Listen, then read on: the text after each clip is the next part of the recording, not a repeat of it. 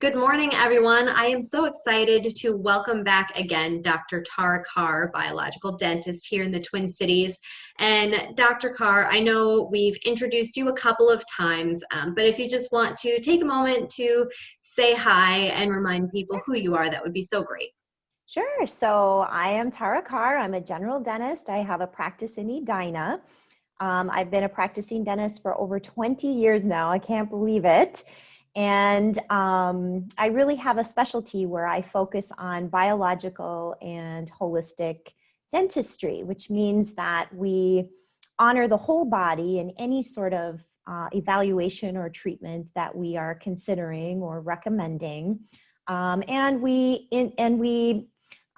interweave some disciplines together. And so we use different things outside of conventional products and we would prescribe herbs for antibiotics as an option or homeopathic remedies rather than over-the-counter medications for pain or infection. Right. So we're just a very compassionate, individualized care clinic that practices this biological dental model. Yeah, that's so awesome. We are always so happy to connect with local businesses, local companies who have that individualized, unique approach, and again, who focus on that natural and holistic approach.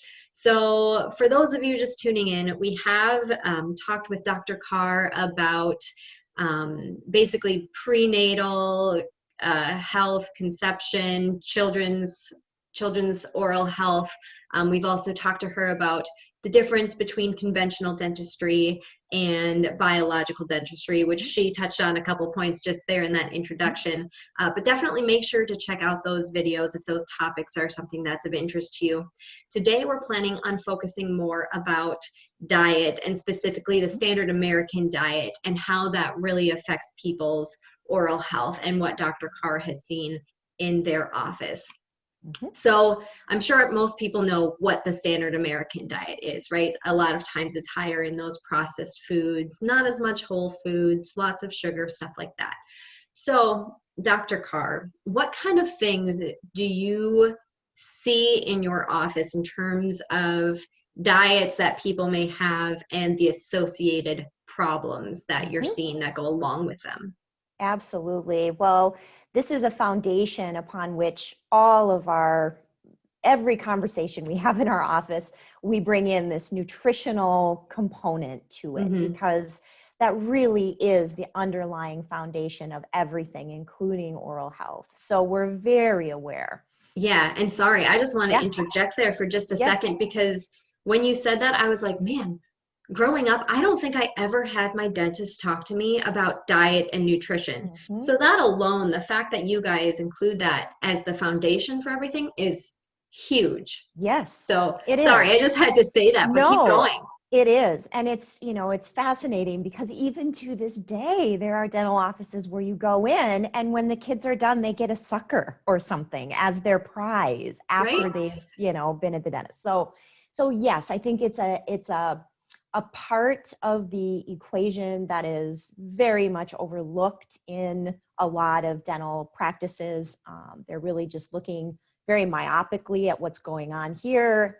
I've said this before when we've talked, but they think of themselves as tooth carpenters. So they're just fixing teeth. They're not looking at what's going on underneath or why we're seeing some of these imbalances and some of this pathology and disease in the mouth. So anyway, yes, nutrition is very important and it's a foundation in our practice and something that we touch on every visit when you're into our office. So I'm lucky because most of my patients come to us and they have a very high kind of holistic health IQ already. So I don't see a lot of patients currently that really are on that standard American diet. But I can speak to it because I've worked in dentistry for 20 plus years. So I've definitely seen people and seen the damage and the kind of pathway to chronic illness that the standard American diet can create. So what we're talking about with that, in particular related to gut health and oral health, is these sugars, right? So these refined foods that have these high fructose corn syrups and these, sugars and refined grains and products or chemicals that, break down in the mouth to sugar. And sugar is the preferred food of the pathogenic bacteria in the mouth. Now, we know it does all sorts of things to the body too. It's going to change the pH. It's going to activate the immune system. You're going to have chronic inflammation. There's all of these other things that come to play as well in the mouth. But really, when you're talking about tooth decay or cavities, the sugar can really create a problem. And particularly like soda, right? Like Mountain Dew, those things that are acidic and loaded with sugar. I think a Sprite, don't quote me on this, but I think like a 16-ounce Sprite bottle has like 6 teaspoons of sugar in it. So it's basically just sugar water that you're drinking that's carbonated and therefore acidic, and it can create a lot of damage very quickly. So soda can be bad. Refined grains, and by that I mean anything you find in a box, right? So your macaronis and your SpaghettiOs and, some of those things, or your cereals, you see the fortified cereal, good for heart health. So you got to be careful, what is marketing and what is truth with things like that. But the biggest thing I think for people that do have some awareness and they're really trying to make healthy nutritional lifestyle for themselves and for their families is things like juice. Okay. So there's tons of benefits to juicing, right? But a lot of people don't necessarily juice the greens, right? They're going to throw in the banana or the apple or the berries. Right. And while they're loaded with nutrition, there's no doubt about that, super sugary and super acidic for the mouth. So I think that's one thing that I see frequently that we have to just step back a little bit and talk about is these things are super healthy for the body, but they can be very detrimental to the oral health. So how do we juice and protect the oral environment? Right, exactly, because we want to keep getting those nutrients, but we want to do so in a way that's good for all of us. Exactly. So basically it's to, if you're juicing, and this is for the nutrient value of it as well, but you just want to drink it down. Okay. So you don't want to be carrying a bottle of juice, whatever your concoction is around with you and sipping on it all day. So that is going to create, every time you drink a bit of something that's acidic, it takes the mouth about 20 minutes to recover from that. So if you're sipping on something all day long that's acidic or sugary, even natural sugary, your buffering capacity in the mouth and the ability for the mouth to kind of self-cleanse takes some time. So you're consistently insulting the mouth with acidity and sugars, which can create a lot of problems. So what you can do is drink it down, okay, and then do something to either cleanse the mouth, which would be brushing your teeth, or a simple thing would be just rinsing your mouth out with some good filtered water, or you could, I'm not an advocate for chewing gum regularly because it can create some jaw issues, but like a good xylitol gum or a mint, something like that, just to get the saliva flowing and then to kind of clear the teeth off and alkalinize the mouth. There's also specific oral probiotics you can chew. So there's some things you can do, drinking through a straw rather than just drinking and getting it everywhere in your mouth. And I would never advocate plastic straws. So it would be stainless steel straws or something that's reusable. So that's just one thing that I do see in a lot of healthy, high nutritional lifestyle people, that there can be some detrimental oral effects with a really beneficial nutritional health lifestyle. Right. That's so interesting. I know that we kind of started this out saying hey, let's talk about the standard American diet a little bit. But I do think, a lot of people do recognize, okay, that sugar, those processed food stuff that is obviously going to be harder on your teeth. The fact that you're not getting as many of the vitamins and minerals that your body needs to really create those strong teeth is going to be big. So I love this information about healthy practices that actually hurt your oral health. So as you were talking, I jotted down a couple things. So one of the things you had mentioned is with soda and it just being carbonated, being acidic. Well, I know a lot of like healthy minded people are more so doing just like, they have their soda stream, maybe they just do Yep. carbonated filtered Yep. water. Yep. Or they do something like a Spindrift or a LaCroix where there's not really that sugar. Can you talk a little bit about that? Like, how does that impact your oral? Yes. So I invite everyone to do a little scientific experiment on their own. You can very easily and very inexpensively get little pH strips. So they're just little, they come in a little glass vial and they're just a little strip, and you can take that pH strip and just put it into your carbonated beverage or your fruit juice or whatever it is you want to put it into. Your saliva, your urine, you can check some markers for your whole body health with that as well. But I would invite people to, if they're curious, to take these little strips and to check their carbonated water, because when you carbonate water, you acidify it. So it changes the chemical composition of that water. That carbonation actually creates more acidity in whatever it is that you're drinking or making. So, you think, okay, so rather than having Coca-Cola, a LaCroix or a sparkling water is a better choice, right? And it is in many aspects. But if you have vulnerability, or you're not taking care of cleansing your mouth, or you have gut imbalance, that carbonated water can actually be really hard on the tooth structure and create a situation where you are getting cavities or having demineralization happening. The other thing with these beverages is most of them have natural flavorings, right? What the heck is natural flavorings? It's not good. Okay. It's not natural. And they can put a lot of stuff in there. A lot of times it is MSG or salt or something that's in that natural flavoring that is not healthy either.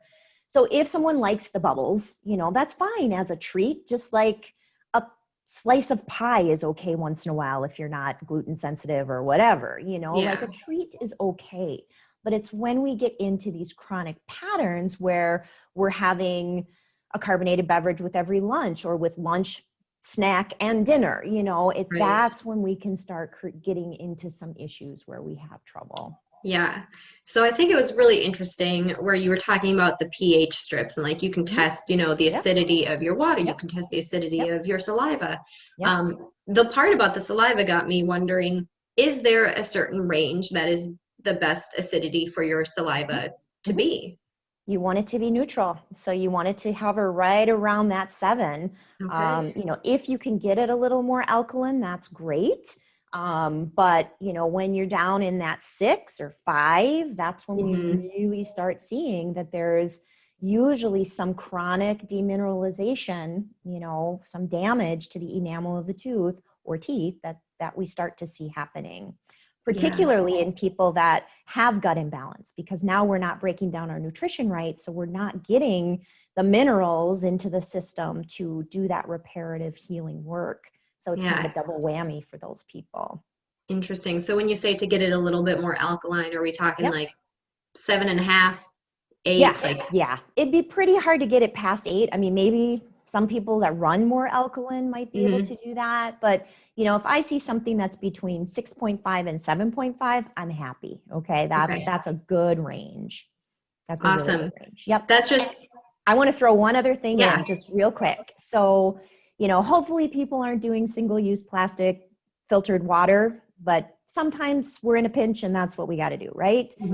All of those just plain waters are not created equally. So we've done testing with pH strips, and we found that there are particular brands that are in those 5s, so super acidic, all the way up to some of these alkaline waters that actually are at like 10. Okay. So just keeping in mind that your Crystal Geyser and your Smart Water and your whatever else, they're not all created equally. And so sometimes a healthy choice like choosing water is this, equal in that acidity perspective to a Coca-Cola almost. So that makes me curious. Do you remember off the top of your head some of those that are more in that alkaline range that you would recommend?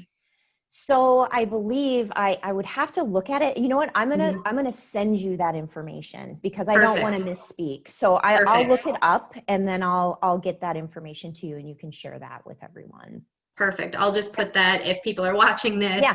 I'll just put it in the comments Yeah. below. Perfect. So Perfect. awesome. And then how you had been talking about this also got me wondering, one of the examples that you gave Yep. was like pasta or noodles, Yep. with the standard American diet that can be really Yes. detrimental. Well, now we have a lot of these noodles, or, these processed but healthier things that are Right. coming out, where it's like Like brown lentils, rice or or right, like, quinoa or, yep. yeah, or something that's not even a grain, but Mhm. the chickpea or Yep. the lentils. Like, Yep. can you speak to that a little bit? So again, they're not going to be as sugary. Okay. So there's Mm-hmm. not going to be that kind of um, that breakdown into this substance that the bacteria that cause cavities prefer. All right.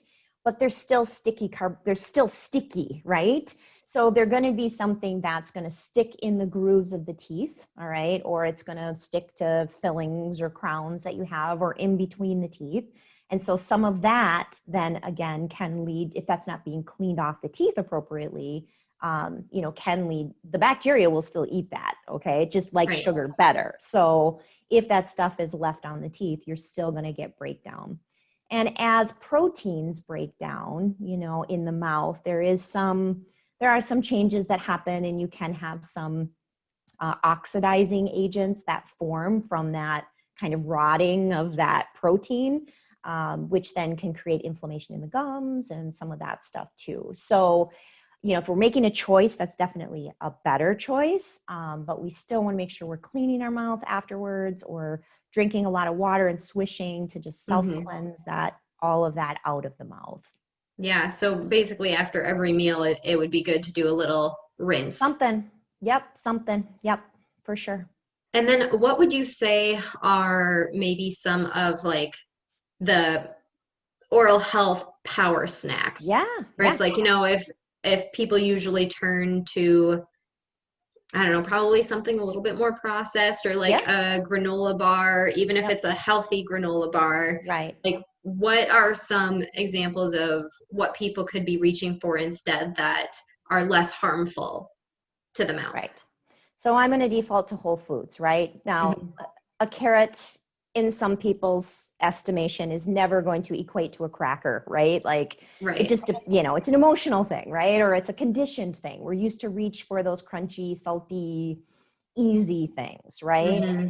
But I would always default to a whole food. So, and then if you can do something like a nut butter or something like that, like almond or cashew, or peanuts got some issues, but if you can, do something like that. So like a celery and almond butter, that would be awesome, or carrots and hummus, or, you get that crunch, and with the hummus, you do get a little bit more of that kind of creamy, A little salty. yeah, and so something like that would be great, or a green juice would be awesome.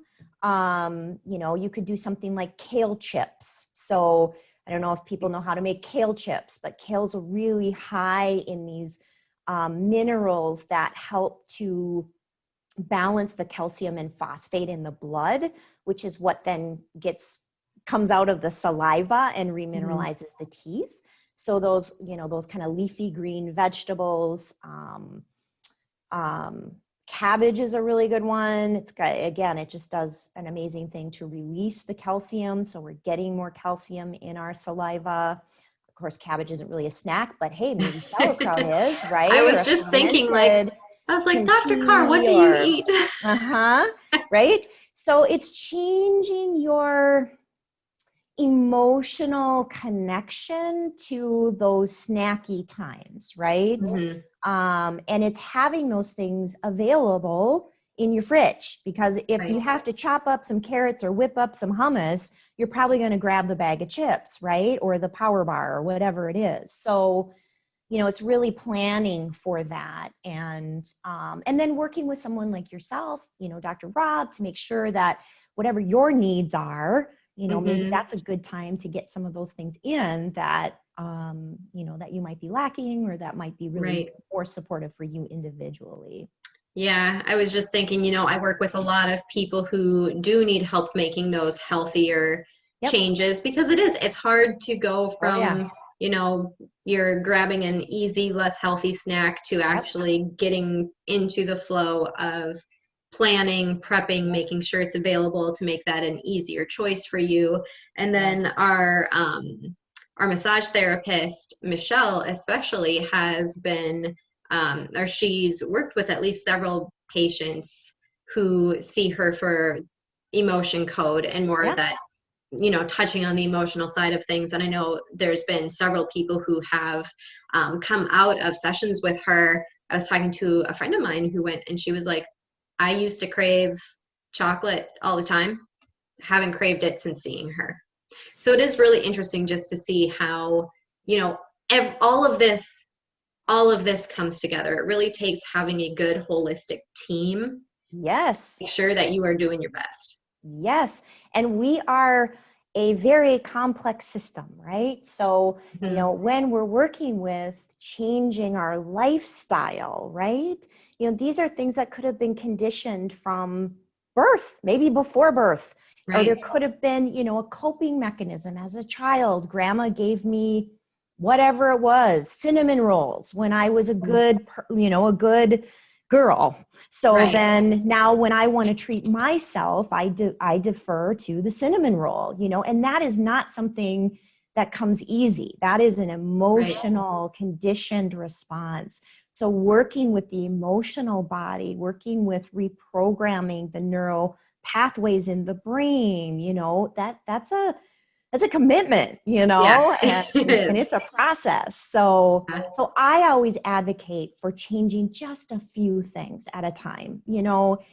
I think if you drop everything and completely rewrite your life, you're gonna have motivation and you'll be able to do it for a few weeks, maybe a month, maybe 2 months. But eventually you tend to kind of come back to that other side. And so if we can Right. just slowly implement some changes and really allow them to sink in and work with someone to work on the emotional things and balancing the body and all those ways is going to just be super helpful and supportive. Absolutely. It's all about those sustainable changes. Yes. And like you said, Yes. to make a bunch of changes at once, it's not always sustainable. So It's making sure that overwhelming. we can break those into smaller goals, Yeah. be reaching those, turning those into long-term habits before Yeah. we build too much on top of it. Exactly. So I know that we have been chatting for probably around 20 minutes Yep. now. And just for your time and Yep. also out of respect for the time of our viewers, I'm going to start wrapping things up. Yep. I know we already talked about some of the top foods that can support good oral health. Yep. We kind of talked about the timing of foods a little bit. And for example, like rinsing your mouth after you eat, but Yep. anything else that you can think of that are good tips that you like to share with your patients that we haven't talked about yet that you want to cover? Well, I guess it would probably be, I like to focus a little bit on the kiddos because, if we establish those healthy things when we're young, we have a better opportunity to express optimally health and wellness. And then, we're passing on those healthy behaviors to the next generation. So, I guess there's two things that I'll say. One, I think we talked about this a little bit in our first interview, but getting babies, when they start getting teeth, to chew hard, crunchy foods is important. Now, of course, we have to watch out for choking and make sure all of the oral muscles are working and the child is emotionally ready for this. But what really helps to build healthy jaw and muscle is the hard chewing, using the teeth to chew and send the right signals to the bone. So I'm a big fan of, introducing healthy whole foods, crunchy things to a 2-year-old or to even an Mm-hmm, mm-hmm. 18-month-old, to get them into that pattern so that they can crave, or when they're hungry, they reach for the carrot or the apple rather than reaching for the applesauce or the yogurt squish tube thing, you know? Yeah. So I think that's really important. Now, there is a little caveat to that. If we're nursing and doing solid foods at the same time, you know, when we're nursing, the breast milk does have it's alkaline, but it does have a sugar, right? Mm-hmm. So we do have to be careful if kids have teeth in their mouth and we're still nursing, to make sure we're cleaning the mouth out, maybe going towards some water bottles that, you know, not completely weaning, but kind of making that transition a little bit. But if we're eating solid foods and we're nursing at the same time, that's where that imbalance can happen, and that's where you can start seeing that baby bottle decay or nursing decay happening in very young children that are healthy and normal. It's the combination of the solid foods and the nursing. So that's a whole other topic. We can get into that some other time. But the point is, get your babies eating crunchy, solid, whole foods when the time feels right for your family, because that's really going to set them up for growing the right bone, which then will grow the right space for the teeth and allow them to have a healthy airway and all of those other things. So I think that's a really important thing. Yeah. Second thing, sports drinks. Whoa, sports drinks. So how many of our kids are drinking sports drinks, right? And even the healthy ones. There's so many that are marketed now as healthy sports drinks. Sports drinks are not healthy. I mean, they might have electrolytes and things in them that are good, but they're terrible for the mouth. They're super acidic. They generally have sweeteners in them. I think they're disruptive for the gut. If you're going to do a sports drink, do something like a good filtered water that's neutral pH or more alkaline, and get some of those like packets. Like Trace Minerals makes a great packet that's got B vitamins and electrolytes and lots of trace minerals in it. Doesn't have any sweeteners or anything preservative wise in it. Dump that into your filtered water and there's your sports drink. But being very careful with those. I've seen lots of problems with sports drinks. Yeah, that's a really good comment to make, just because, you know, especially when people are being active, like, you know, that's typically when they need the sports drink and they're like, well, I'm being healthy, I'm being active. Right. But then that part of it can be detrimental. So, and I do like that you mentioned when you were talking about babies, crunchy food, that is going to help set them up for success even with airway, because I know that is something that we will, maybe not you and I per se, but at least someone on your team and I will be talking about in the near future. So very important. People can stay tuned for that too. Yes. But again, just thank you so much. I feel like I learned so much from these discussions with you. And here, you know, we're putting it out to all of our patients, but at the same time, I'm making some notes to myself because I'm like, oh, this is just such good information for me and my family too. So thank you so much. Well, it's always such a pleasure to talk with you, Dr. Carr. Yeah, anytime. Thank you. Have a wonderful day. Thank you. You too.